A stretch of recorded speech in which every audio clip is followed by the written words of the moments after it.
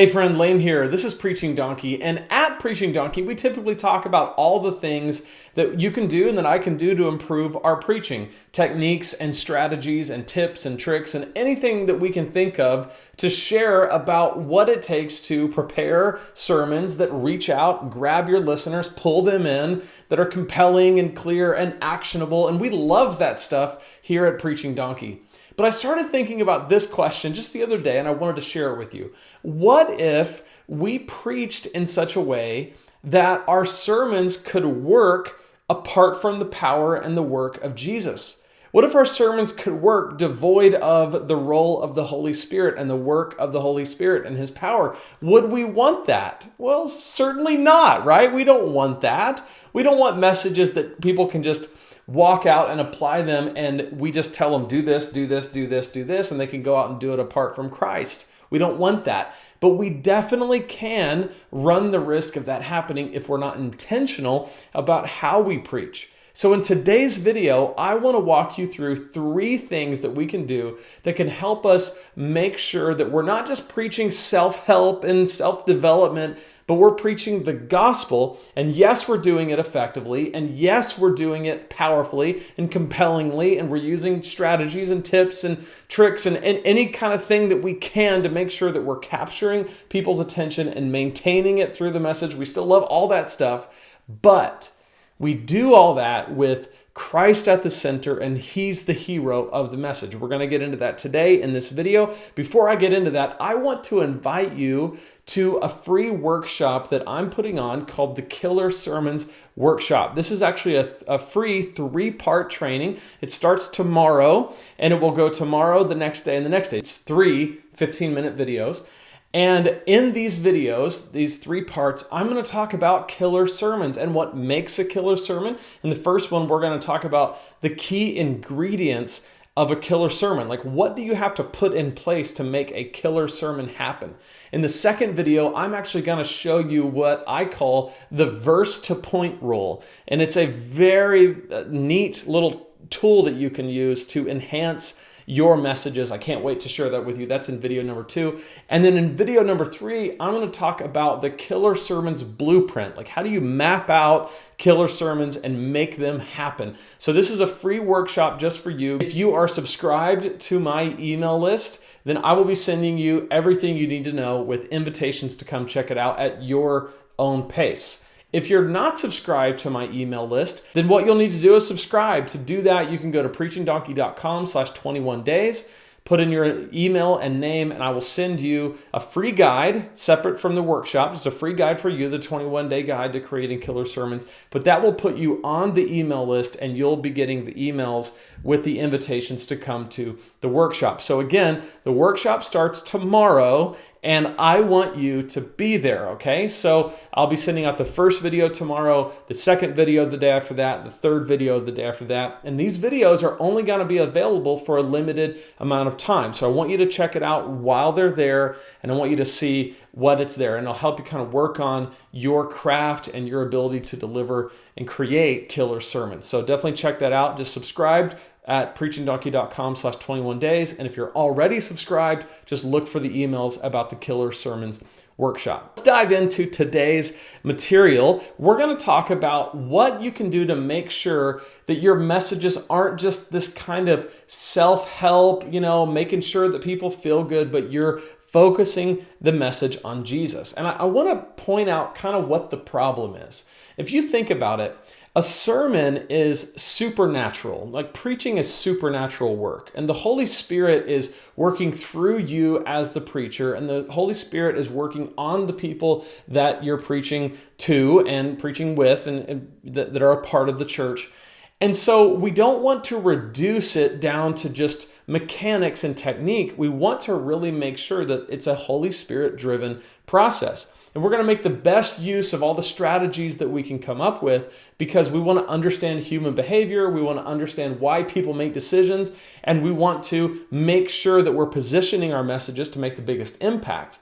But to do that, we don't want to miss the most important part, which is the Holy Spirit's power, and particularly Jesus. Like, how people can not just walk out and do the sermons because they have modified their behavior in some way, but because they're trusting Jesus more. Like his power is at work in them. The gospel is happening in their life. Like the power of the gospel is showing up. And it's not just that they followed A, B, C, D. It's that they're following Jesus and these things are falling into place. And so I want to give you 3 quick things to ensure that your sermon has Jesus at the center of it, that it's Holy Spirit driven, that it's Holy Spirit led.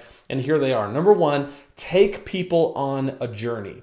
The problem with a lot of preaching that leaves Jesus out of it is there's no journey towards Jesus at all, because there's no journey towards anything. It's just kind of here's a point, here's a point, here's a point. Now, here's a poem, go home, right? You want to take people on a journey where you're building tension throughout the beginning of the sermon and kind of agitating the problem. We talk about this a lot at Preaching Donkey, this idea that you don't want to just jump right into the solution or jump right into the answer. You want to really tease the problem, the question, the rub, the thing that people can all feel. Okay, so sometimes I use the example of worry. We wouldn't just say, hey, a lot of us struggle with worry. Here's the answer. Philippians 4, 6 through 8. Do not be anxious about anything, but with everything, by prayer and petition, present your request to God, and on and on and on. Before we get to that, that's a great passage. It's a great verse. It's life-giving. But before we get to that, we really have to build the tension around the problem, right? People have to feel the effects of worry. They have to wonder why they worry so much. They have to wonder, is there an answer to that? And so we're going to build that tension, and then we're going to answer that tension. Then we're going to cast vision and inspire people towards action. We're going to show them what it looks like to live it out. So that's a journey. So we have to take people on a journey, but here's the key. Take people on a journey that begins and ends with Christ, okay?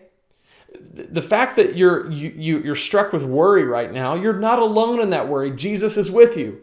And the only way to overcome the tendency to worry is to fall on Jesus, to follow Jesus, to put your trust in Jesus, to cast your cares upon Jesus, and to let the Holy Spirit lead you and guide you in your life in this way, okay?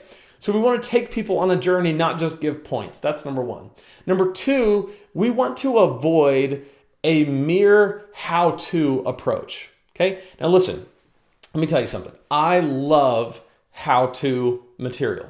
I love YouTube for that reason. YouTube is a how-to place. If I want to learn how to fix my toilet, guess what I'm going to do? I'm going to go to YouTube, right? If I'm going to learn how to change something on my car, I'm going to go to YouTube. If I'm going to learn how to make my yard look better, I'm going to go to YouTube. YouTube is the way you learn everything, and I love that. I love how-tos. And sometimes, even in my preaching, I love to think about, okay, how to get past this problem, how to get this result. And you may be into how-tos as well. That's one of the reasons why I started Preaching Donkey, is because I wanted to show people how to preach, right?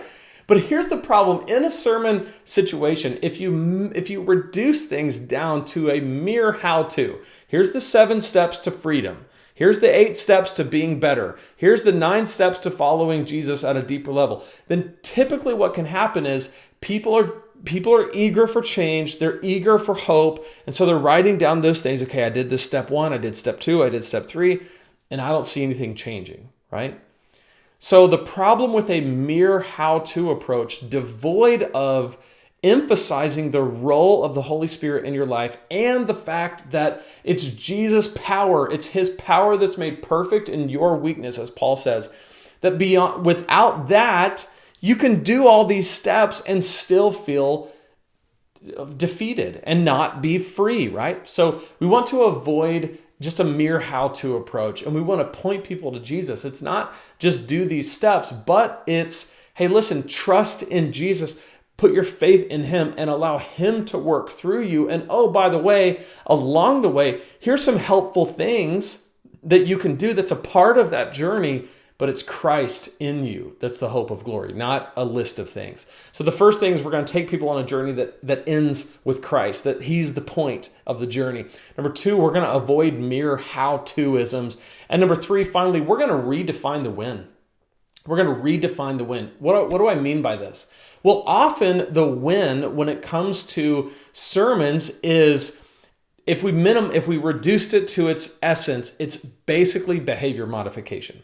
Okay, we unintentionally communicate to people, we just want you to behave better, okay? We wouldn't say it that way because it sounds so pedantic and elementary to say we want you to behave better like we're talking to children. But at its core, at its essence, we are focused on behavior and modifying behavior. And we don't want to be, but that's what can often be communicated when our sermons are all about stop doing this, start doing that, don't do this, do that. And so what we want to do is make the truth of the gospel the hope. Okay? So how are we redefining the win? The win is not behavior modified. The win is deeper faith, deeper trust, more control given over to Jesus and less being held onto by me, right? If I can give up control to Jesus and let him take the wheel,